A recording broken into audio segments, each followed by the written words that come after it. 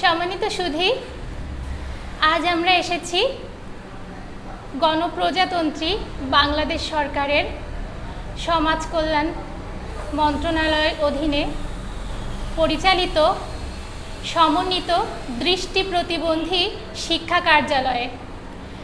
আজ আমরা জানতে পারব এখানে কি কি প্রকল্প বা কি কি পরিচালিত হচ্ছে, এখানে বাচ্চারা কিভাবে লেখাপড়া করছে সবটা আমরা জানতে পারব। এখানে বাচ্চারা আবাসিক থাকা খাওয়া সহ লেখাপড়ার যাবতীয় সুযোগ সুবিধা পেয়ে থাকে। সরকারের এ সকল কার্যক্রম শুধুমাত্র কুষ্টিয়াতে নয়, বিভিন্ন জায়গায় পরিচালিত হচ্ছে। তো আজ আমরা শুধুমাত্র কুষ্টিয়ার সম্পর্কে জানব। পরবর্তীতে আমরা যার কথা শুনব তিনি বিস্তারিত বলবেন এবং তার পরবর্তীতে আমি আপনাদের মাঝে আবার ফিরে আসব। আপনারা দয়া করে আমাদের সঙ্গে থাকুন এবং পরবর্তী ভিডিওগুলো মনোযোগ সহকারে দেখুন। যদি ভালো লেগে থাকে তাহলে প্লিজ চ্যানেলটিকে সাবস্ক্রাইব করে আমাদের পাশে থাকুন। ধন্যবাদ আপনাদের। ওকে, ধন্যবাদ অঞ্জনা রানীকে আমাদের এই প্রতিষ্ঠানে আসার জন্য। সম্মানিত সুধী, আপনারা ইতোমধ্যেই জেনেছেন যে এটি একটি প্রতিষ্ঠান, দৃষ্টি প্রতিবন্ধী ছাত্র ছাত্রীদের একটি প্রতিষ্ঠান। তবে দৃষ্টি প্রতিবন্ধী ছাত্রদের আবাসিক প্রতিষ্ঠান এবং অনাবাসিক দুইভাবেই এখানে শিক্ষা দান করা হয়। তো আমরা যারা এখানে এসেছি, আমি এবং অঞ্জনা, আমি আব্দুর রাজ্জাক, আমি এখানকার ছাত্র ছিলাম। পরবর্তীতে এখান থেকে এসএসসি পাশ করি। এসএসসি পাশ করার পরে কুষ্টিয়া ইসলামিয়া কলেজে এইচএসসি পাশ করি। সেখান থেকে পাশ করার পরে কুষ্টিয়া ইসলামী ইউনিভার্সিটি থেকে ছাত্রজীবন শেষ করি এবং পরবর্তীতে শিক্ষকতার উপরে 1 বছরের একটি ট্রেনিং সম্পন্ন করি, প্রশিক্ষণ সম্পন্ন করি মিরপুর 14 নম্বরে বিশেষ শিক্ষা শিক্ষক প্রশিক্ষণ কলেজ থেকে। সেটি হলো বিএসএড, ব্যাচেলর অফ স্পেশাল এডুকেশন। এর উপরে 1 বছরের একটা কোর্স কমপ্লিট করি। বর্তমানে আমি এখানে আছি পার্ট টাইম শিক্ষক হিসেবে। আমি এখানে বাচ্চাদেরকে পাঠদান করি। বেসিক্যালি আমার ভালো লাগে শিক্ষা। জীবনে স্বপ্ন দেখেছিলাম যে শিক্ষক হব। তো এই জন্যই সেই স্বপ্ন দেখার জায়গা থেকেই, সেই স্বপ্নকে বুকে ধারণ করেই শিক্ষকতা পেশার সাথেই সংশ্লিষ্ট আছি। এরপরেও একটি বিশেষ শিক্ষা প্রতিষ্ঠানের সাথে জড়িত আছি। সেখানে আমি সিনিয়র সহকারী শিক্ষক হিসাবে কাজ করছি। সেখানেও সকল ধরনের প্রতিবন্ধী বাচ্চাদেরকে পাঠদান করা হয়। তো যা হোক, আমরা আজকে যে বিষয়ে আমাদের পদক্ষেপ নিয়েছি, যে বিষয়ে আমরা কার্যক্রমটা হাতে নিয়েছি, সেটা হলো প্রতিবন্ধী ব্যক্তিরা কোথায় কোথায় তাদের অধিকার বঞ্চিত, গণপ্রজাতন্ত্রী বাংলাদেশ সরকার কোথায় কোথায় প্রতিবন্ধী ব্যক্তিদেরকে অধিকার নিশ্চিত করছে। আমরা একটু সেই বিষয়টা আমরা একটু ঘুরে আসি। সম্মানিত সুধী, আমরা মনের মধ্যে একটা ধ্যান ধারণা পোষণ করি যে প্রতিবন্ধী ব্যক্তিরা কিছু পারে না, ওরা ঘরে বসে থাকবে, ওরা সমাজের বোঝা, পরিবারের বোঝা, রাষ্ট্রের বোঝা। আমি আপনাদের কাছে প্রশ্ন রেখে যাচ্ছি, এটাই কি ঠিক? প্রতিবন্ধী ব্যক্তিরা কি আসলেই পরিবার, সমাজ তথা রাষ্ট্রের বোঝা? আমার কাছে মনে হয় এই প্রতিবন্ধী ব্যক্তিদেরকে যদি আমরা প্রপার নার্সিং করতে পারি, যদি প্রতিবন্ধী ব্যক্তিদেরকে আমরা ভালোভাবে গড়ে তুলতে পারি, তাহলে আমার মনে হয় আমরা এই ধ্যান ধারণা থেকে বের হয়ে আসতে পারবো। তো এ বিষয়ে আমাদের কাজ করতে হবে, ব্যাপক কাজ করতে হবে, পরিবার, সমাজ এবং রাষ্ট্রে। আমরা অলরেডি কাজ করে যাচ্ছি, আরও কাজ করতে হবে, আমাদের অনেক পদক্ষেপ নিতে হবে। সচেতনতার জায়গায় আমাদের ঘাটতি আছে, আমাদের সচেতনতা তৈরি করতে হবে মানুষের মাঝে।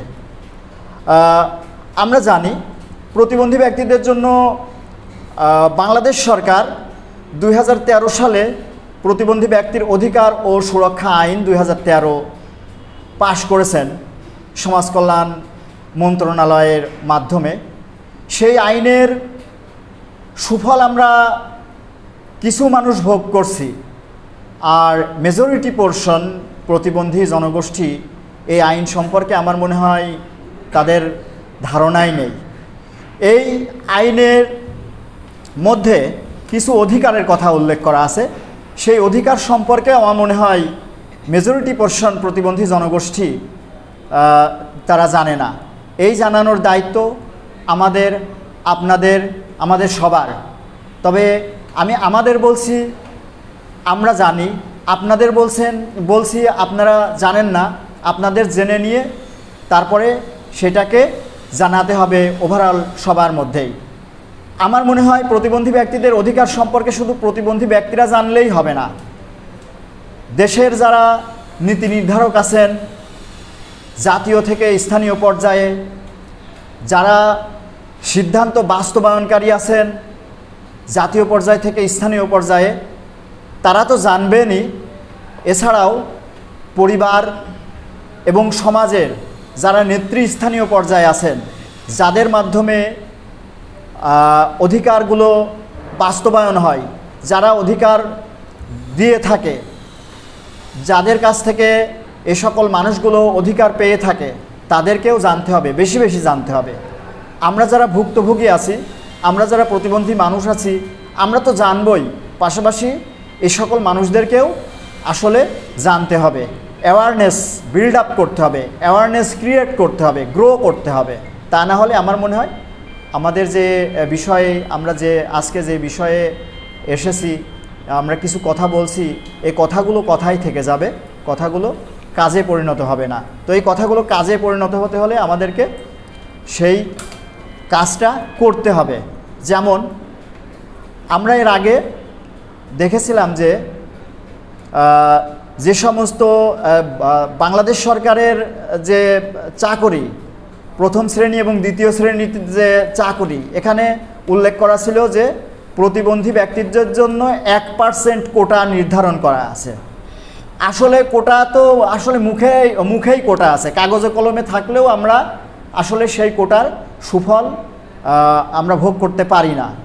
তারপরে তৃতীয় চতুর্থ শ্রেণীর যে চাকরিগুলো, এখানেও একটু জটিলতা আছে, যদিও কোটার কথা উল্লেখ করা আছে কিন্তু জটিলতা আছে। আসলে এই জটিলতা নিরসন করতে হবে, এজন্য আমরা সরাসরি রাষ্ট্রের হস্তক্ষেপ চাই। আমরা অনেকেই আছি যে আমরা লেখাপড়া শিখে আমরা অনেক অভিজ্ঞ, অনেক মানে জ্ঞান রাখি, অনেক সমাজের অনেক ভূমিকা রাখতে পারি, রাষ্ট্রের অনেক ভূমিকা রাখতে পারি, কিন্তু আমরা সেই ভূমিকার জায়গায় আমরা জিরো হয়ে আছি, কারণ আমাদের সেই জায়গাটা আমরা এখনও মানে তৈরি করতে পারিনি, আমাদের সেই জায়গাটা এখনও তৈরি করে দেওয়া হয়নি। রাষ্ট্র বা সমাজ যে সচেতন মহল আছে, তারা যে আমাদের জন্য পরিবেশ তৈরি করে দেবে, সেই তৈরি করার জায়গাটা আমাদের জন্য এখনও আসলে ওইভাবে হয়ে ওঠেনি। তো আমরা চাই রাষ্ট্রের হস্তক্ষেপ চাই, রাষ্ট্র যেন আমাদের এই জায়গাটা তৈরি করে দেয়। আমাদের এখানে একটা বিষয় উল্লেখ না করলেই না, চাকুরিতে বয়সসীমা প্রতিবন্ধী ব্যক্তিদের জন্য চাকুরিতে প্রবেশের বয়সসীমা 32 বছর করা আছে। মুক্তিযোদ্ধাদের পাশাপাশি প্রতিবন্ধী ব্যক্তিদের জন্য চাকুরিতে প্রবেশের বয়সসীমা 32 বছর করা আছে। কিন্তু কিছু কিছু প্রতিবন্ধী মানুষ আছে, আমার মনে হয় তাদের বয়সসীমা একটু বিবেচনায় নিয়ে আসা উচিত। যেমন দৃষ্টি প্রতিবন্ধী বা যারা সেরেব্রাল পালসি, বিশেষ করে এই সকল মানুষদের ক্ষেত্রে বয়সসীমা সরকারের যারা নীতি নির্ধারণী পর্যায়ে আছেন, যারা সিদ্ধান্ত গ্রহণ পর্যায়ে আছেন, আমার মনে হয় তাদের এই বিষয়টা একটু মাথায় নিয়ে আসা উচিত যে আমার মনে হয় এই বয়সের বিষয়টা একটু যে 32 বছর করা আছে এইটা আরও শিথিল করে অ্যাটলিস্ট 40 থেকে 45 বছর বয়সের একটা বিষয় আমার মনে হয় এই বিষয়ে কাজ করা উচিত। আমি এর আগে প্রথম আলোর একটা প্রতিবেদনে দেখেছিলাম যে দৃষ্টি প্রতিবন্ধী ব্যক্তিদের চাকুরিতে প্রবেশের বয়সসীমা 40 বছর করা হবে। তো যখনই এই প্রতিবন্ধী ব্যক্তির অধিকার ও সুরক্ষা আইনের আলোকে চাকুরিতে প্রবেশের বয়সসীমা 32 বছর করা হলো, তখনই এই যে প্রথম আলোর যে নিউজ যে প্রতিবেদন, এই প্রতিবেদনটা চাপা পড়ে গেল। তো আমার মনে হয় এই বিষয়টা বাংলাদেশ সরকারের অবশ্যই দৃষ্টি দিতে হবে যে যেমন আমরা যারা দৃষ্টি প্রতিবন্ধী আছি, আমরা অনেক অনেক কষ্ট করে, অনেক সংগ্রাম করে, অনেক ত্যাগের বিনিময়ে আমরা লেখাপড়া করেছি। আমরা এত কষ্ট করে লেখাপড়া করেছি যা মানে ভাষায় প্রকাশ করা যাবে না। তো আমরা লেখাপড়া শেষ করার পরে যদি একটা চাকরি না পাই, সরকারের সহানুভূতি যদি আমরা না পাই, তাহলে তো আসলে লেখাপড়া করে আসলে আমাদের কোনো সফলতা আসলো না। আচ্ছা, সরকারি চাকরি যে সবাই করবে এরকমও না। আমাদের দেশে অনেক বেসরকারি প্রতিষ্ঠান আছে, অনেক এনজিও প্রতিষ্ঠান আছে, অনেক কর্পোরেট সেক্টর আছে, তারা আসলে মানে প্রতিবন্ধী ব্যক্তিদেরকে আসলে ওইভাবে মানে তাদের চাকরিতে আসলে তারা নিতে চায় না। তাদের একটাই চিন্তা যে না, প্রতিবন্ধী মানুষ, ওরা কাজ করতে পারবে না। আমার কাছে মনে হয় প্রতিবন্ধী ব্যক্তিরা যেরকম আন্তরিকতা এবং নিষ্ঠার সাথে তার দায়িত্ব পালন করে, আমার মনে হয় একজন সুস্থ সবল মানুষ অতটা করে না। কেননা প্রতিবন্ধী মানুষের মানে একটা বিষয় থাকে, সে চিন্তা করে যে আমার চাকরিটা চলে যাবে, আমি যদি ভালো পারফরমেন্স দেখাতে না পারি আমার চাকরিটা চলে যাবে। সেই ক্ষেত্রে একজন সুস্থ মানুষ, তার মধ্যে কিন্তু এই ভয়টা থাকে না। তো যাই হোক, আরও অনেক অনেক কথা আছে, অনেক বলা যায়। তো আমরা আরও এ বিষয়ে অনেক কাজ করব, আমাদের মাথায় অনেক প্ল্যান আছে, অনেক চিন্তাভাবনা আছে, সেই জায়গা থেকে আমরা এগিয়ে যাব। তো আমি আপাতত আমার কথা শেষ করছি। সবাইকে অনেক অনেক ধন্যবাদ। এবং অঞ্জনা রানী, তোমাকে অসংখ্য ধন্যবাদ। আজকে তুমি আমাদের এখানে এসেছো, আমাদের সাথে কাজ করছো, এজন্য তোমাকে অসংখ্য অসংখ্য ধন্যবাদ।